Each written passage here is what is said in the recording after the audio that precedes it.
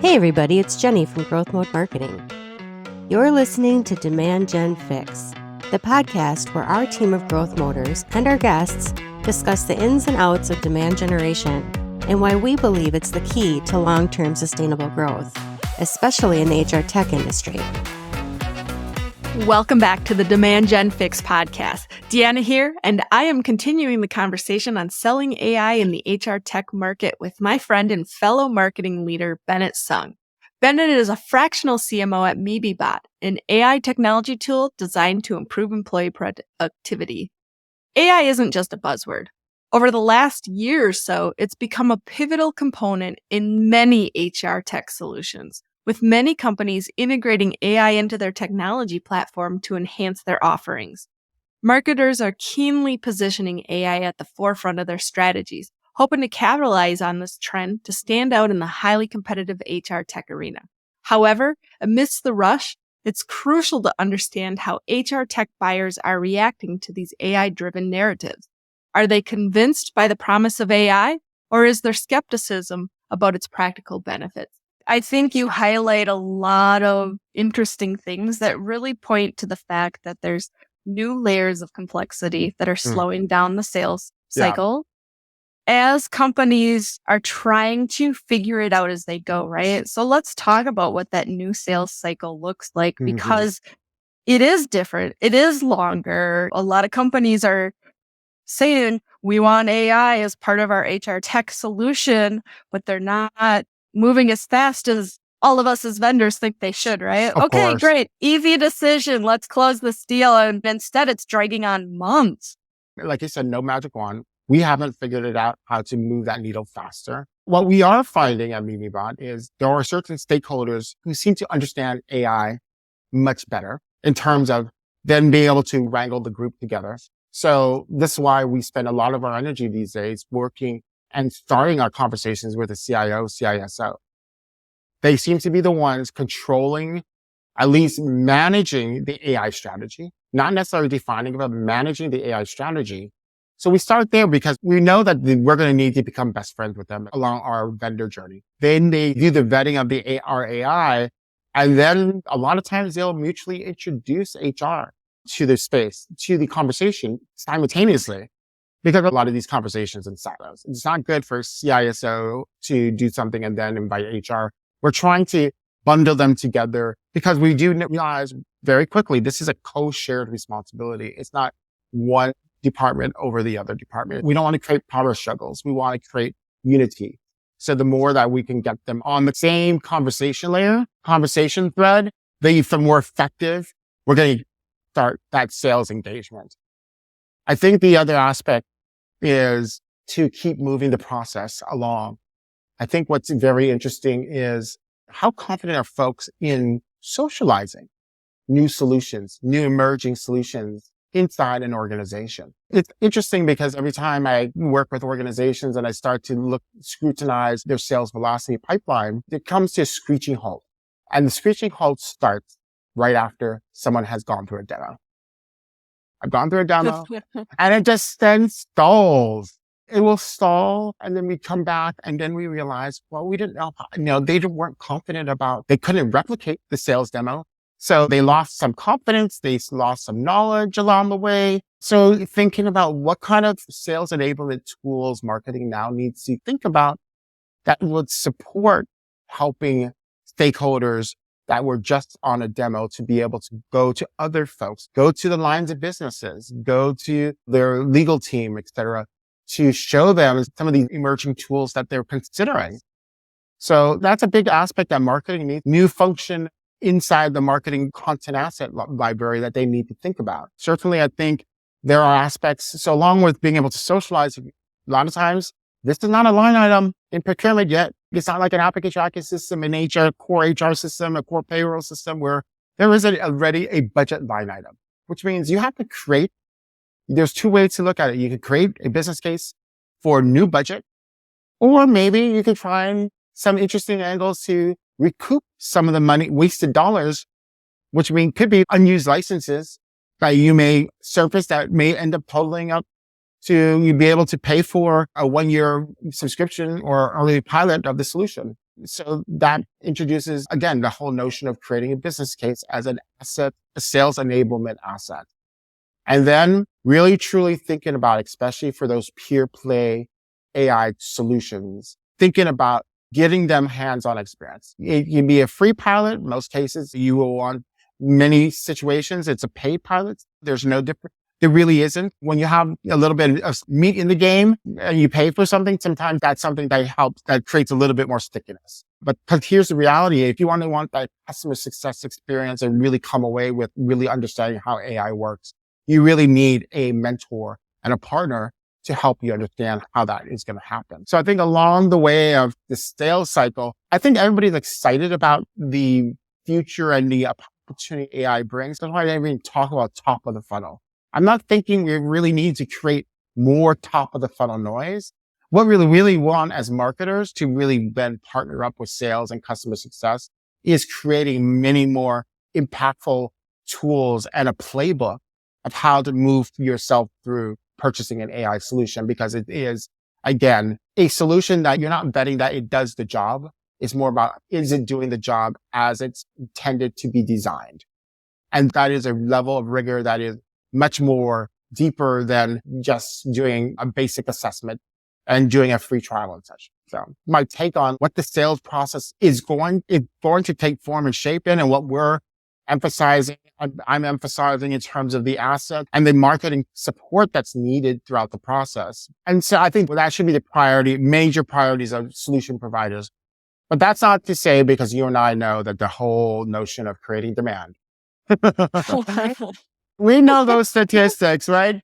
So I think there's still an aspect, obviously, in the top of the funnel of the notion of creating demand, which we all know is 95% of the marketer's job these days, and should be, but it doesn't feel like that is how time and money is being allocated. They're still spending way too much money on paid advertisements to capture demand, which is, we all know, is maybe 5% of the total addressable market at any time. So instead of that, we should be out there doing more webinars, going out there in field events, like volunteering your subject matter expertise to help folks understand the evolution of AI, different use cases. Thinking about creating demand in the framework of use cases can really dramatically impact and help you drive your pipeline, because I think that is where the ambiguity sits. Yet at the same time, I'm also thinking sometimes these AI solutions can do so much. It's almost to a point where you want to give them this lay of the land to say, just start brainstorming anything and we can figure out, what do you want to use this for? And you have a magic wand. What would you like to transform in your HR process? Because I'm certain that there's some components of the solutions that are being presented that will allow you to do that, versus being put in a box. Oh, it only can do pulse surveys. Oh, it only can do this and it can only do that. Can we open up the box to really just to be a toolkit of AI solutions that allows you to really then be creative and figure out what you can get the best out of? That is, I would feel, an area that you certainly explore. I think sometimes people want to be intentional, and so they put it in a square box, with the reality it's like you may be missing on opportunities because only people thought of you as this when you were actually that. Yeah, I think when you think about the new sales cycle and what it looks like, I think of the old saying, building the plane while you're flying it, right? And that's what HR teams are doing right now, is they're evaluating AI, because they're in the middle of assembling AI governance teams. They're drafting their AI policies. They're looking at, how do we build out formal processes around this? And then when you think about, okay, so as marketers, how do we position AI solutions to HR tech buyers? I think there is a lot of education to do. And you said this when we talked last time, there's more of a need for technical marketing content. And it's not necessarily, at least from my perspective, here's the features and functionality, and let's still put on our marketing hats and lead with the pain and help them understand how to close the gap between, I have this pain and here's the outcome I need, and here's how our solution does that. But we need to educate them on things like how to even understand how to go about evaluating and vetting solutions, and understanding things like input in equals output. So a lack of process, a lack of information, quite frankly, garbage in is garbage out. Oh, yeah. Right. That rings loud and true, especially in the world of AI. I don't know if every buyer understand to the level of those that work at companies where AI has become the core of their offering or a big part of it. And you've gone through that learning cycle to understand, here's how it works. Here's how it becomes optimized. Here's how it continues to learn to get better and better. Those HR leaders, they might be just looking for something that out of the box, it's awesome and it solves all their problems, right? And that's not the way AI works. I think we all need to be very cautious about the whole notion and that concept of AI generalist. It's just a role in an organization that can do a lot of little things, but never does anything really great.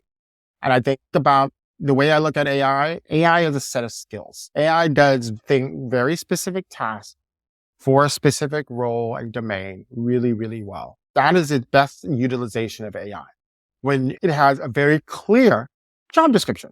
You look at the job description and you look at the responsibilities and you look at what it's able to do and what its projected performance is going to look like. You treat it like an individual and you create in fact, I actually did that as a fun little marketing content piece where I created a job description for a digital assistant for employee support to give people can correlate and connect with a job description, good or bad. But it enables them to provide, then it gives them some clarity about what this individual is going to look like. It's going to help them with the vetting process. I want this technology to do this, and this. I've already articulated it a lot. So it helps you frame how you look at AI in terms of its role inside whatever team it's going to become part of.